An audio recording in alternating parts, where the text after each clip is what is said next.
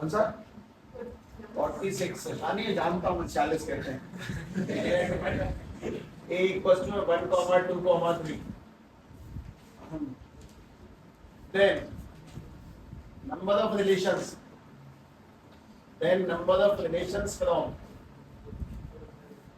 Number of relations containing 1, 2 and 1, 3 are which are reflexive and symmetric, which are reflexive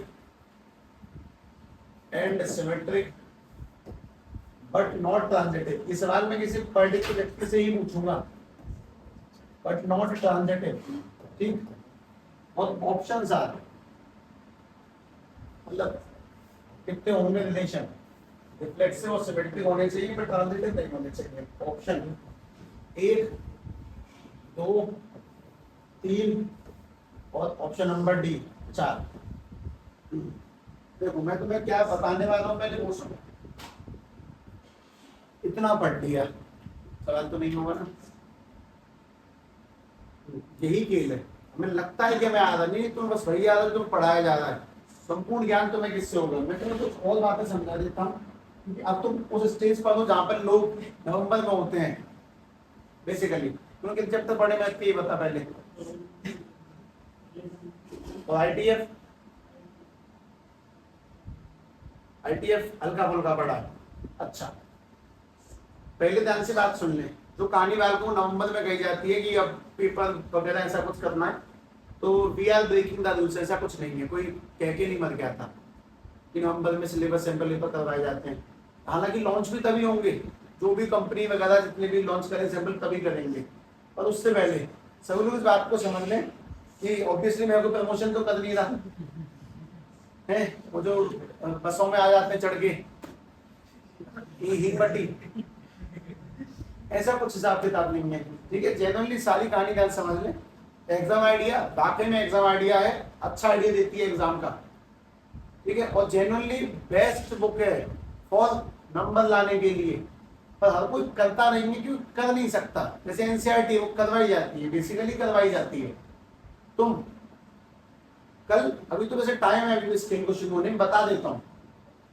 पहले हम लोग कल से स्टार्ट करेंगे कंटिन्यूटी एक्सरसाइज 5.1, वो अभी तक छुई नहीं है, अभी तक भी टच नहीं हुई है। उसके फिनिश होने के बाद में तुम लोग सारे चैप्टर मतलब 1 to 13 मैं थोड़ा सा स्पीड वे में जाऊंगा, लेकिन सारे पढ़ा दूंगा।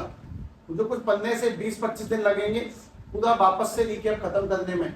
मतलब मैं तुम्हें इस बार उस फॉर्मेट से पढ़ाऊंगा जिससे कहते हैं ना कि ये वाला सवाल करो, जो डाउट हो वो पूछ लेना कल ला के।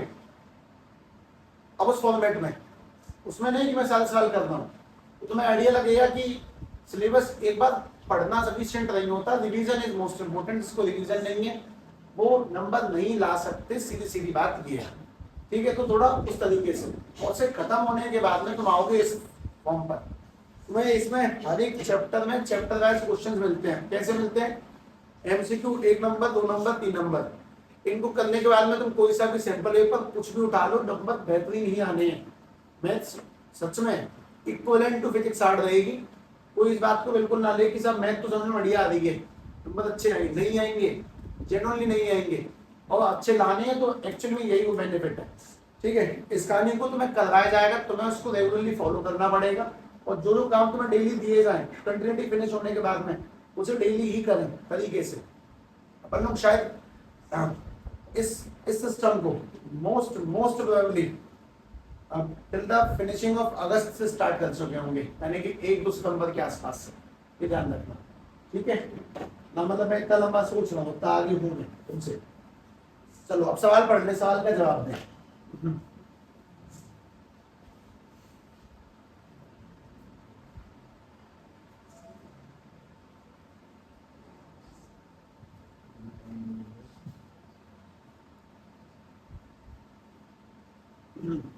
है किसी के दिमाग में कोई आइडिया? नहीं ना तो सुनी लो, सीधी सीधी बात ये। नंबर ऑफ रिलेशन किसी रिलेशन में आता है 1, 2 और 1, 3, ये दोनों आते हैं। तो ऐसे कितने रिलेशन बन सकते हैं जिनमें वो रिफ्लेक्सिव भी हो और सिमेट्रिक भी हो बट ट्रांजिटिव ना। रिफ्लेक्सिव होने का क्या मतलब है? 1, 1 आता हो वन टू आता हो, अरे टू टू आता हो, थ्री आ रहा है तो थ्री भी आता हो, और मतलब वो ट्रांजिटिव नहीं बनने का मतलब है कि दो बातें सही बैठे पर तीसरी सही नहीं बैठनी चाहिए, कुछ ऐसा सा। अब क्वेश्चन कैसे करवाया जाए, मतलब ऐसे कैसे करवाया जाए कि तुम्हारे दिमाग तक पहुंच जाए, तो अंदाजा लगेगा इस चीज का कि यार ये चीजें कठिन क्यों है, मतलब कठिन इसलिए है कि तरीका नहीं है कोई सा।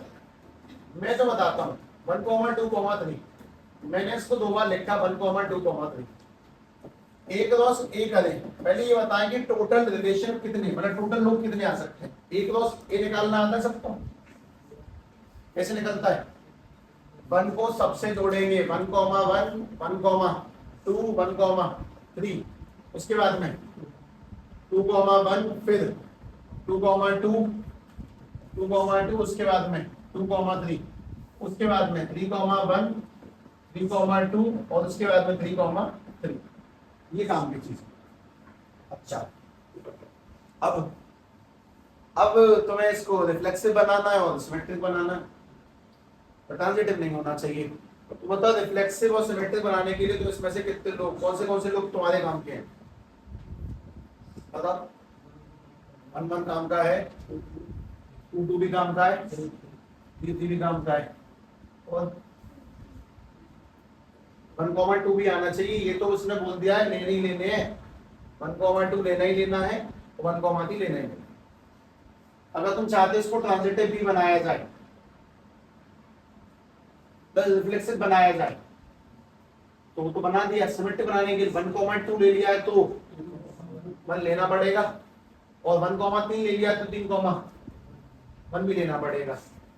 तो अभी तुम्हें कैसा दिख रहा है, रिफ्लेक्सिव दिख रहा है कि 1 1 2 2 3 3 है, और कैसा दिख रहा है, सिमेट्रिक। तो मैंने यहाँ से एक रिलेशन बनाया जिसके अंदर 1,1 आता है, 1,2 आता है, 2,2 भी आएगा, उसमें 3,3 भी आएगा, उसमें 1,2 भी आएगा, 2,1 भी आएगा, 1,3 आएगा, 3,1 भी आएगा। एक चीज चेक करके बताएं तुमने इसमें से क्या क्या नहीं लिया है। अच्छा, क्या फिलहाल ये रिफ्लेक्सिव है,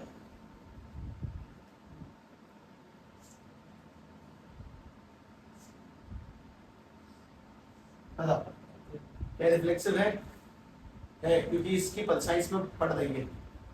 क्या ये सिमेट्रिक है, 1,2 है, 2,1 भी है, 1,3 है, 3,1 भी, क्या ट्रांजिटिव है,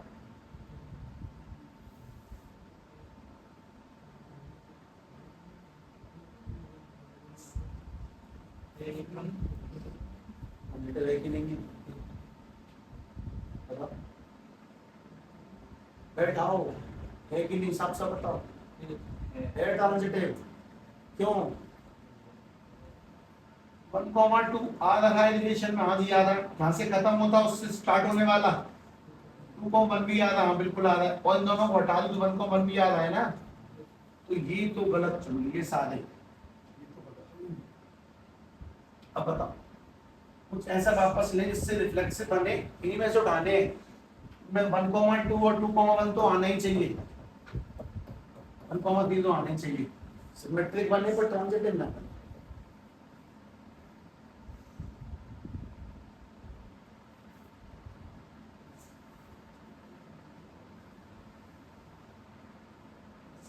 contain 1,2 and 1,3 और रिफ्लेक्सिव रहे, सिमेट्रिक ट्रांजिटिव ना रहे। क्या अगर 1,2 है तो 2,1 तो लेना ही पड़ेगा, सिमेट्रिक वाला 1,3 3,1 लेना ही पड़ेगा, सिमेट्रिक तो ही बनेगा, और क्या लेना पड़ेगा, ये बना रहा है तो 1,1 तो लगाना ही पड़ेगा, 2,2 भी लगाना पड़ेगा, 3,3 लगाना पड़ेगा, बन रहा है क्या कुछ नहीं बन पा रहा ना। ऐसे तो कोशिश कर रहे हैं पर सब बात बैठ नहीं रही है व्यवस्था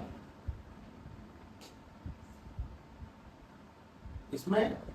मतलब मैं अगर 1,2 लेता हूँ और 2,1 भी ले रहा हूँ तो ये सिमेट्रिक सही है, लेकिन रिफ्लेक्सिव बनाने के लिए मुझे 1,1 भी लगाना पड़ेगा, और जैसे 1,1 लगा देता हूँ 1,2 2,1 1,1 ट्रांजिटिव भी हो गया। तो कितने रिलेशन बन सकते हैं जिनमें 1,2 और 1,3 आता हो रिफ्लेक्सिव सिमेट्रिक और ट्रांजिटिव। नहीं होना चाहिए। कितना रिलेशन है? ऑप्शन तो तुम्हारे आंसर 0 होना चाहिए था, उसी को मिलेंगे। मैं स्टार्टिंग में केस और पढ़ा था ना, एक केस दुकान खुलती ही नहीं है, उसको ट्रांजिटिव कहते थे। सवाल का लॉजिक कितना कितना ज्यादा ही भाव से आया है। ये ऐसा कहना चाहता है कि उस केस से बिलोंग करवाओ जहां पे दुकान खुलती नहीं है, तो वो एक ही पर्टिकुलर केस होता है। मतलब क्वेश्चन को बहुत ज्यादा लॉजिकल सवाल नहीं है, ये वो परेशान करने वाला सवाल है जो सामने रखा जाता है। मैं भी इसको सामने परेशान करने के लिए ही रख रहा हूँ। जब मैं बनाने बैठा तो मुझे पक्का बताया कि जब उसको रिफ्लेक्सिव और सिमेट्रिक बनाऊंगा तो ऑटोमेटिकली ट्रांजिटिव बन ही जाएगा। ऐसा तो हो नहीं सकता, तो एक ही केस हो सकता है कि ट्रांजिटिव की, बाकी मत चलाओ। ऐसे कितने केस होते हैं जहां पे ट्रांजिटिव ना बनेगी, तो कहानी मत बोलो ट्रांजिटिव की। वो कौन सवाल था वो वाला, आप पूछा क्वेश्चन, चाहे दूसरा तीसरा सवाल था भाई, उसमें दुकान नहीं खुली तो मैंने उसको बोल दिया ट्रांजिटिव। मैंने ऐसे लिखा था 1, 2, 2, 3 और 3, 4 ये ट्रांजिटिव है कि नहीं। दूसरे में दुकान नहीं खुल रही थी वो वाला, तो उसको ट्रांजिटिव ना बनाने का एक केस है कि तुम ट्रांजिटिव की बात ही मत करो, वरना ये हर बार कुछ ना कुछ अगर तुम इसमें रखोगे तो बात निकल के आएगी आएगी। जैसे सर मैं क्या कहना चाह रहा हूँ, मैं ये कह रहा हूँ 1, 2 लो और 2, 1 लो तो सिमेट्रिक बन रहा है। अगर 3, 1 और 1, 3 ले तो ये सिमेट्रिक बन गया। अगर 1, 1 ले लेंगे तो ये कैसा बन जाएगा, रिफ्लेक्सिव भी और ट्रांजिटिव बन रहा लेने से। तो मैं तो मना कर रहा हूँ सर 1, 1 मत दो, उसको सिमेट्रिक होने दो। एक केस कौन सा पॉसिबल है इसमें, ट्रांजिटिव ना होने का क्या केस पॉसिबल है, रिलेशन बनाओ ही मत, इमेजिनरी जाने दो। और इमेजिनेशन मात्र एक सिंगल केस होता है। इसका करेक्ट आंसर मैंने बड़ा ऑकवर्ड लगता है मुझे टिक लगाने की बात बुद्धि तक पहुंचती ही नहीं है, मेरा दिमाग एक्सेप्ट ही नहीं कर पाता कि साहब 1 लगाया क्यों जा रहा है, क्योंकि मैं कह रहा हूं कि इसको ट्रांजिटिव बनाने का एक ही केस है, ट्रांजिटिव ना बनाने का एक ही केस है। इसकी कल्पना ही मत करो सवाल चाहिए। सवाल छोड़ना भी एक सवाल होता है, छोड़ू कि ना छोड़ू, छोड़ दिया गलत सवाल है ऐसा कुछ साउंड करके, थोड़ा अजीब बात है। मतलब मैं उस साफ साफ भी कह रहा हूँ कि इसको ध्यान रखना कि 1, 2, 1, 3 कोई मिल जाए तो उसका आंसर 1 लगाए ट्रांजिटिव होने पर।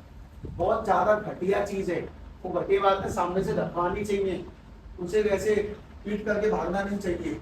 जैसे मैंने रखवा दिया, मुझे बिल्कुल पसंद नहीं है क्वेश्चन, क्वेश्चन भी नहीं कहना होता इसको।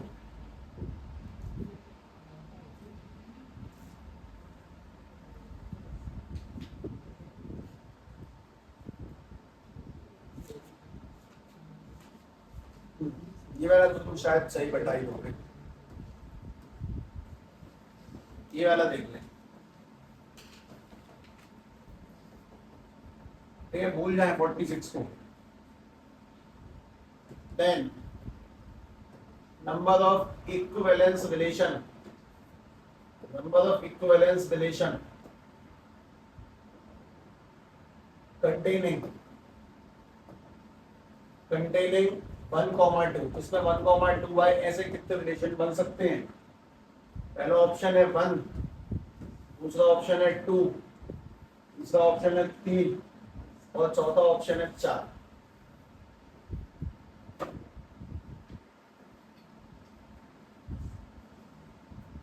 इक्विवेलेंस का मतलब रिफ्लेक्सिव भी हो, सिमेट्रिक भी हो, ट्रांजिटिव भी। ले कुछ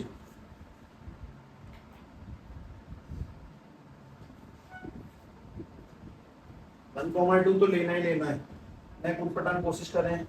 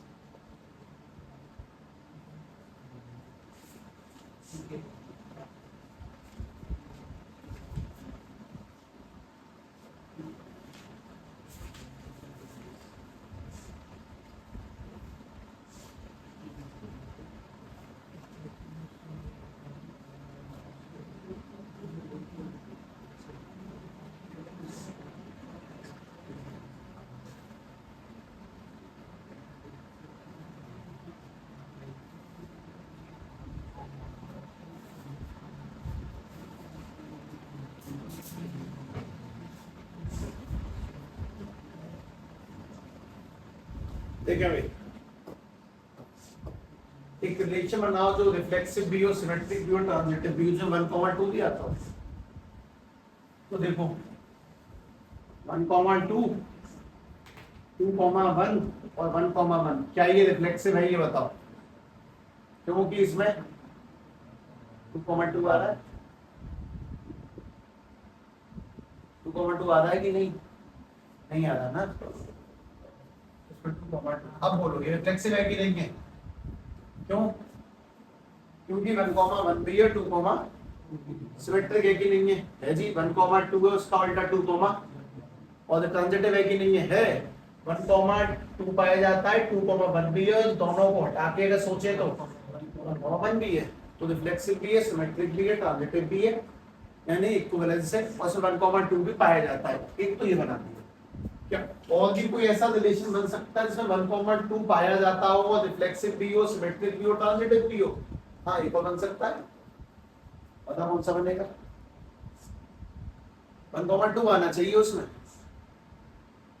एक तो ये बना दिया 1,2,2,1, 1,1,2,2, तो ये इक्विवेलेंस है क्योंकि रिफ्लेक्सिव, सिमेट्रिक, ट्रांजिटिव तीनों है। ठीक है, और बताओ। और जो मैंने जस्ट अभी पुराने में लिखा था सब लिख दो। 1,1, 1,2, 1,3, उसके बाद में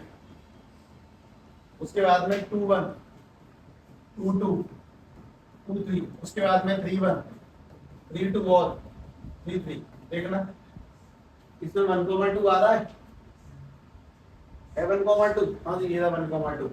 पहली बताओ कि रिफ्लेक्सिव है कि नहीं है?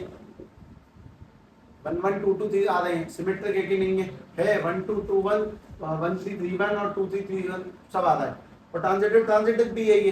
तो ये वाला रिफ्लेक्सिव, सिमेट्रिक, ट्रांजिटिव तीनों, तो ये वाला भी इक्विवेलेंस है और ये वाला भी कैसा है? इक्विवेलेंस है। कितने बन सकते हैं कुल मिला के रिलेशन इसके? दो रिलेशन जिनमें 1,2 आएगा और रिफ्लेक्सिव भी होंगे, सिमेट्रिक भी होंगे और ट्रांजिटिव भी होंगे। बस ये वाला फिर भी ठीक है एज कंपेयर टू उस वाले के।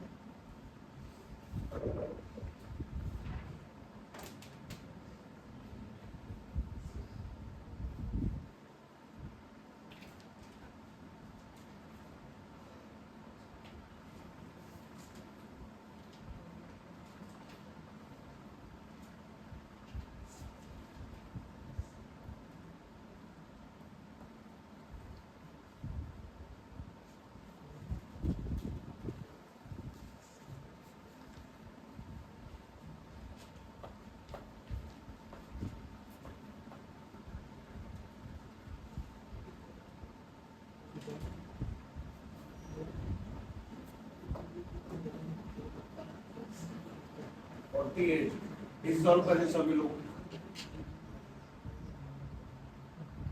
एक फंक्शन डिफाइंड है फ्रॉम आर पॉजिटिव से 4 से इंफिनिटी, इसका मतलब जानते हो? और कितना सेकंड डिफाइंड है? आर प्लस एन है कि तुम्हें बस रियल नंबर लेने, वो भी कौन से? पॉजिटिव वाले। और इसका क्या मतलब है? हमारे आंसर 4 से इनफिनाइट हो सकते हैं, 4 से नीचे आंसर ही नहीं रखने। जैसे मैं तुमसे कहता हूँ कि थोड़ा अपने इन्हें कोई सी नंबर रख लो, अब तुम यहाँ कुछ भी रख सकते हो लेकिन बस 4 से ऊपर लेना, और यहाँ पर तुम कुछ भी रख सकते हो लेकिन बस कैसे लेना? पॉजिटिव। तो इसका मतलब ये है। अब सवाल सुनो, पूरा सवाल क्या है? सवाल ये लिखा हुआ है कि सब f(x) में है x² + k4, show that f is a invertible function, f is invertible function, ये शो करना है। ठीक है, इन्वर्टिबल का मतलब कौन से? 1,1 और 1,2 हो जाए, मतलब जो इंजेक्टिव सब्जेक्टिव हो जाए, जिनको बाइजेक्टिव कहते हैं उन्हें इन्वर्टिबल भी कहते हैं। चलो बनाओ।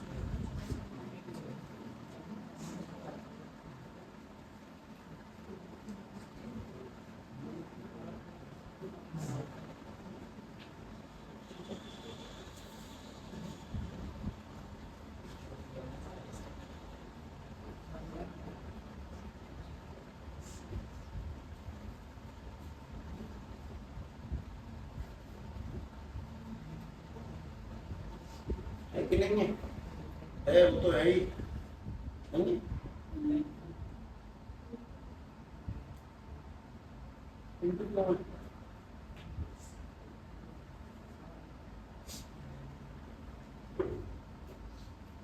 कौन सा आंसर नहीं दे रहा था? हाँ 4 से बड़े लेने हैं भाई।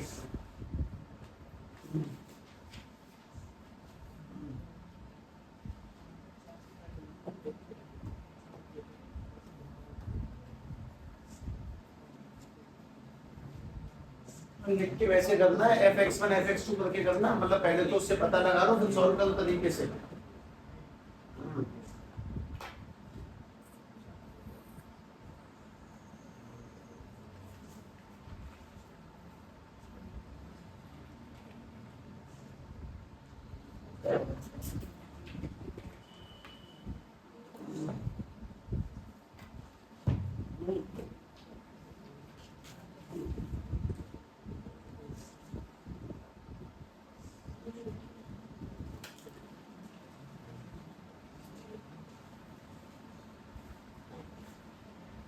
हो गया।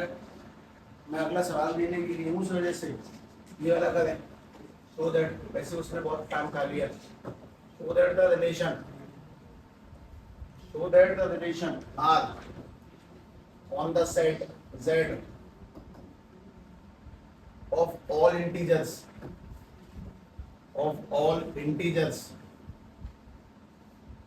given by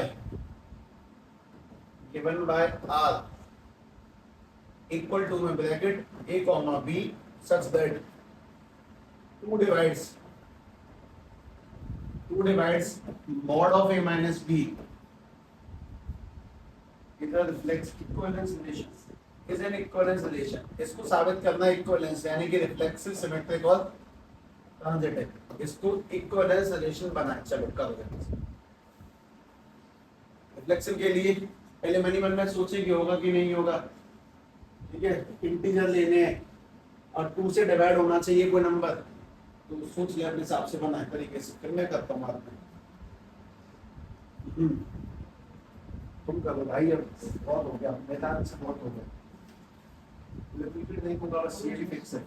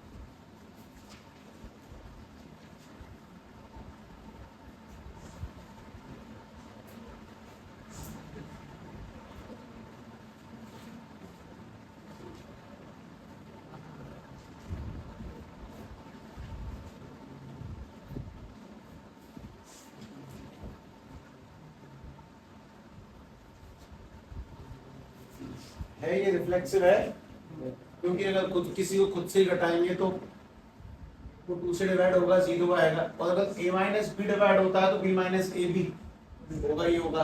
अगर है तो लिख दो, तरीके से लिखो, लिखावट चाहिए वरना भूल जाते हैं अक्सर, है ना, उसके आंसर नहीं आएगा। तो मैं लास्ट ईयर का बोर्ड का सवाल देता हूँ, बना ध्यान से।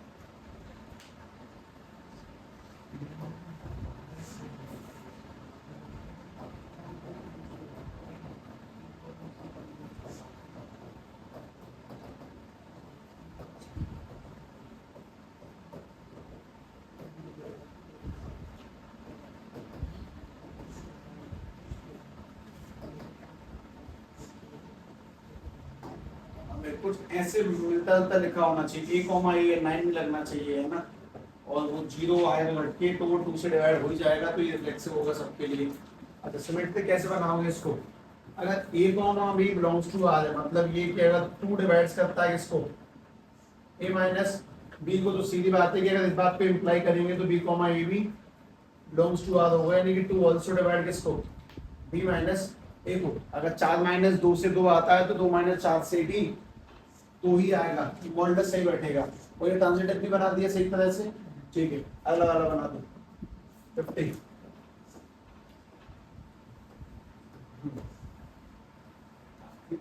ऐसे आता है लास्ट पे, मैं सवाल करते हूँ क्या कुछ खास नहीं। एक रिलेशन डिफाइंड है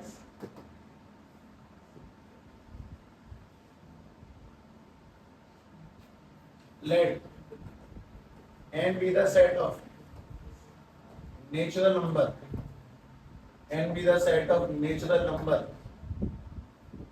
and r be the relation,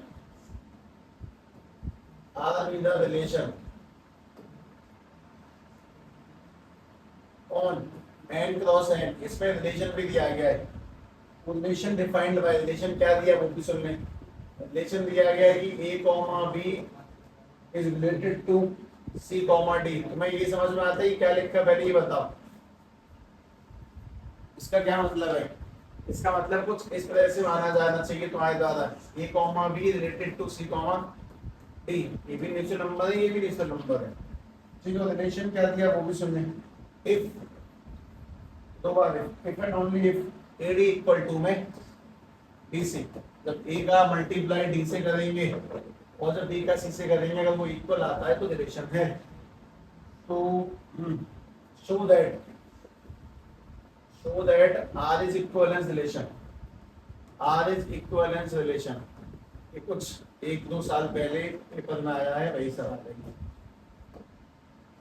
मेरा बस तुमसे सवाल है कि मान लो ये नहीं आके कुछ और आ जाए ऐसा ही, तुम लिखोगे कहाँ से, नहीं वो लिख।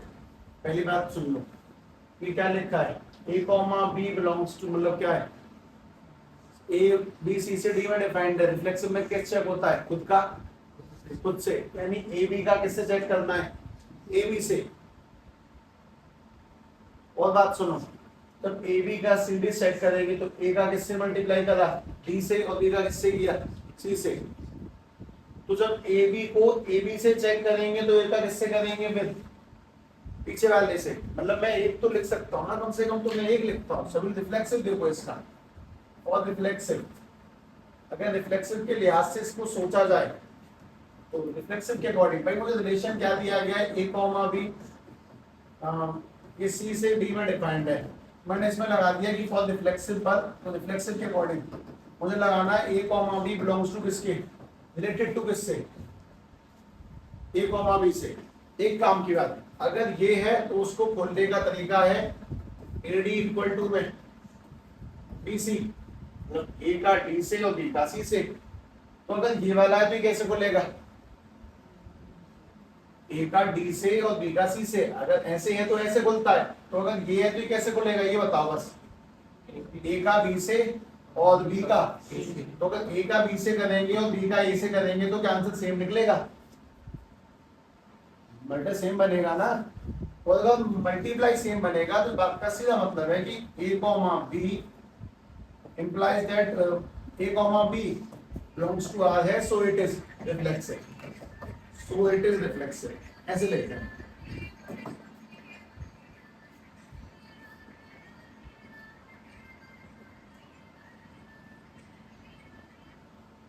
हेलो आनंद करती बदाम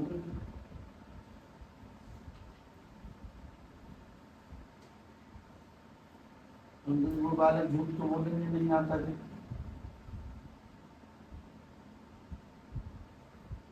अच्छा हेलो नमस्ते, तो मोबाइल कह रहे थे कैसे,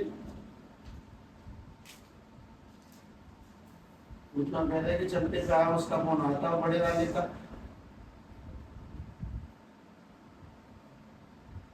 तो बाद में फिर डिस्कशन को ही बंद कर देगा, कुछ नहीं है तो उनसे ना बोलिए ना वो किससे बोले कुछ बात छोड़। तो आदमी बदल दे छोटे से आपको बस।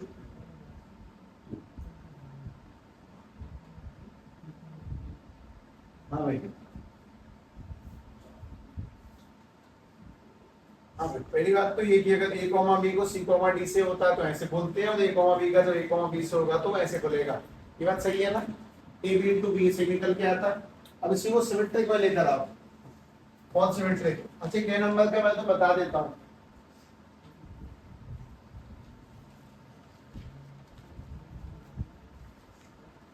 चार नंबर का सवाल है।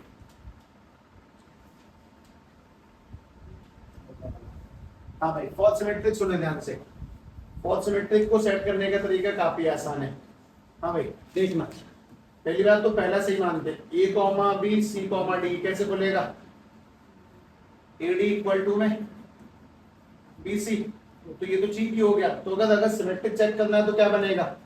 उल्टा, c कॉमा d और a कॉमा b। हाँ भाई, ये कैसे बोलेगा ये बता दो। c का किससे होगा? b से, और a का किससे होगा?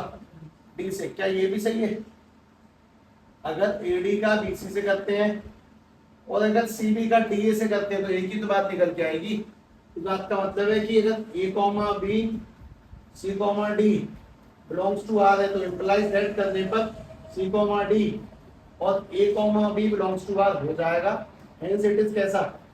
Hence it is symmetric. मैं तुम्हें सवाल क्यों दिखा रहा हूँ? वो दिखा ही रहा हूँ, हल्का फुल्का अंदाजा लगता है, तुम रफली लिख ही रहे हो, क्योंकि छठे पेटे सवाल ऐसे ही मतलब पेट तो उठ के आ जाते हैं, तो लगातार देखे होने चाहिए। तुम्हें बस एक बात ये समझ में आएगी कि सब कुछ भी करना है पर खाली नहीं छोड़ना है, एक तरीके से लिखना है सिस्टम। तो उस बात को दिखाया जा रहा है। तुम्हें कुछ ऐसे क्वेश्चन दिखाए जा रहे हैं जो स्पेशली इस बुक ने अलग से मार्क करके दिए हैं।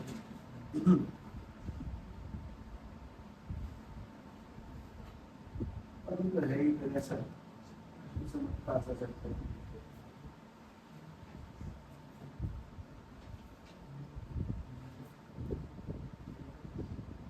the only chapter that I don't like. मुझे मैथ वाली फील नहीं आती है, सीधी बात, स्पष्ट बात। अच्छा चलिए बताओ, ट्रांजिटिव के लिए कैसे चेक करेंगे? और ट्रांजिटिव क्या चेक होना है? बस खाली मत छोड़ना, मैं कल स्पेशल वालों को देख लें। हाँ भाई, A comma B C comma D, ये कैसे बोलता है? ए डी इक्वल टू में बी सी। ठीक है, अगली बात, अगर दूसरी बात बोली जाए, दूसरा क्या निकल के आएगी? जहां पे खत्म होगा वहां से ये शुरू होगा। तो सी कॉमा डी, इसको कुछ और नंबर ले लो, ई एफ ले लिया। ये कैसे बोलेगा? ए सी का किससे होगा? एफ से, और डी का किससे होगा? ई से। तो C F is equal to में ई डी। अब चेक कौन सा करना है? ई बी और ई एफ चेक करना है। तो अब जाके बात पल्ले बड़ी। अच्छा, वो ऊपर जो किया वो ये था, वो मतलब 1 से 2 में इतना दिमाग में नहीं जाता, इतना अब जाता दिमाग में कि वो दोनों स्टेप फिर भी अंडरस्टैंडेबल होगा। इसके बाद में मैं इसको चेक करने वाला हूँ, मैं एबी को चेक करने वाला हूँ किससे? ईएफ से। तो जरा ध्यान से देखकर बताएंगे कि अगर ईएफ लिखा है तो ए का किससे करना है? एफ से, और बी का किससे करना है? ई से। क्या ये बात सही होगी? इसको निकालो। इसको निकालने का तरीका है, इसको निकालने के लिए ऊपर वाले किसी में से भी कोई वैल्यू उठा के सब पुट कर लो। ऊपर से किसी में भी से कोई वैल्यू लो, इसमें डाल दो, आंसर निकल के आ जाएगा। जैसे मैं बताता हूँ तुम्हें, इसमें से चाहे निकाल लो, चाहे इसमें से निकाल लो, कोई सी वैल्यू बोलो। एफ की वैल्यू निकाल लेता हूँ मैं यहाँ पे, कोई सी भी एक वैल्यू, ए की, डी की, बी की, सी की, कोई सी वैल्यू निकाल लो जो तुम्हें सही लगती हो। जैसे मान लो मैंने इसमें से, ये तो सही है, ये वाला भी सही है, हम दो तो सही मानते ही हैं। हम ट्रांजिटिव में चेक करते हैं तीसरा, तो मैंने दूसरे में से एफ की वैल्यू निकाल ली, ईडी अपॉन में सी। मैंने इस वैल्यू को यहाँ पे पुट करा, ईडी अपॉन में सी, और इक्वल टू में चल रहा है बीई। एक चीज कट रही है ना हमने सामने, इसे ही कट रहा है, तो मैंने इसको वहां भेज दिया, तो ईडी इक्वल टू में क्या निकल के आ गया? ये बात सही है कि नहीं है? हाँ सही है। जब मैंने दूसरे सही में से वैल्यू निकाल के इसमें पुट करी तो पहला वाला सही आ गया, और अगर सही आ गया हेंस इट इज आंसर। तो इस बात को ध्यान से लिख लो कि मैं तुम्हें छांट के सवाल लिखवा ही रहा हूं साफ साफ। क्या आवश्यक है? एक अंदाजा लगाना आवश्यक है। ये 4 नंबर का परोसा हुआ सवाल है।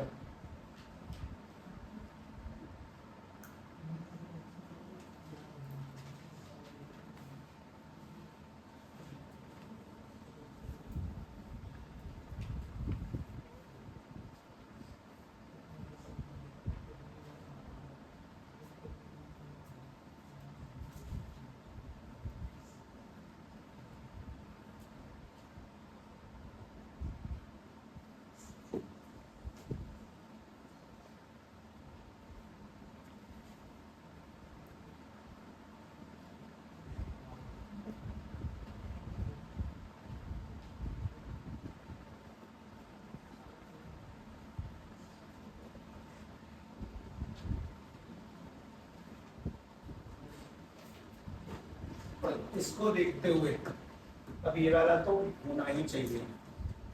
देखें, show that the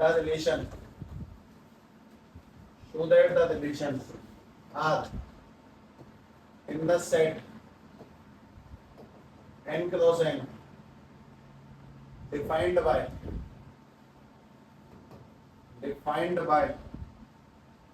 a comma b related to c comma d if, ये आगे लगा दिया मैंने, if a square plus d square is equals to d square plus c square for all, मतलब ये भाई ये belongs to वाला a comma b comma c d belongs to is in equivalence, इसको equivalence साबित करना है। कब? अब तो कर ही दोगे यहाँ तक है इक्विवेलेंस रिलेशन। लोग ना इन सवालों को ना देख के छोड़ देते हैं, वो देख के नहीं छोड़ते हैं क्योंकि वो तुमको आने वाला क्वेश्चन अंदाजा लगवाएगा। a कॉमा b से इसका मतलब ये कि relation is defined from a comma b to c comma d, ऐसे है। तो बनाओ, फॉर रिफ्लेक्शन निकालो पहले, उसके बाद में फॉर सिमेट्रिक पर उतर जाओ, और उसके बाद में फॉर ट्रांजिटिव पे उतर जाना। बना दो इसको।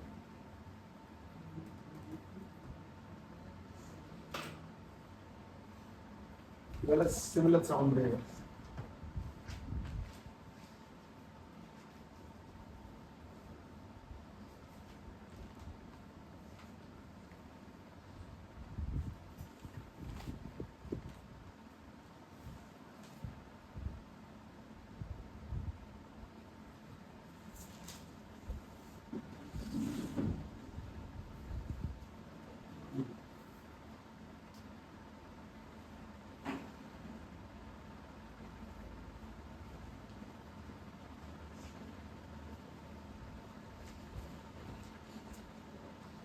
पहले क्या चेक करेंगे, a कॉमा b से a कॉमा b, तो a square b square equal to a square b square.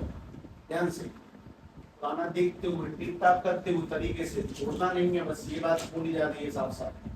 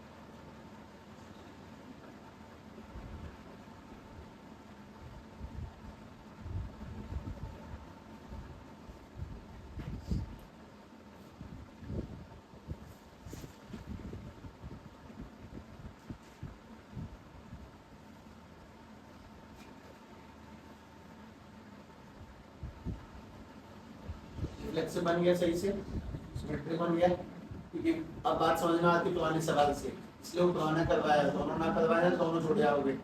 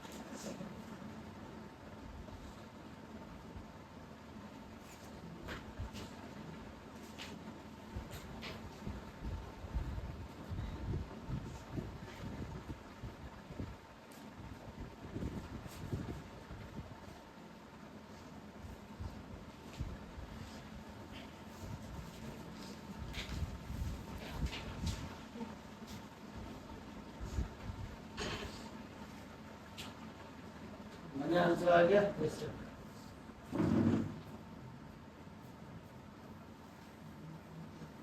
ठीक है भाई, और ये चैप्टर होता है जगह समाप्त। जी की आत्मा हिंदी लिखने की।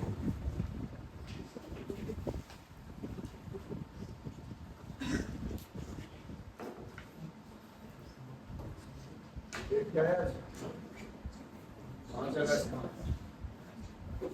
अच्छा भाई, अपन लोग कल पढ़ेंगे कंटिन्यूटी। ठीक है, हमारी एनसीईआरटी की पहली एक्सरसाइज में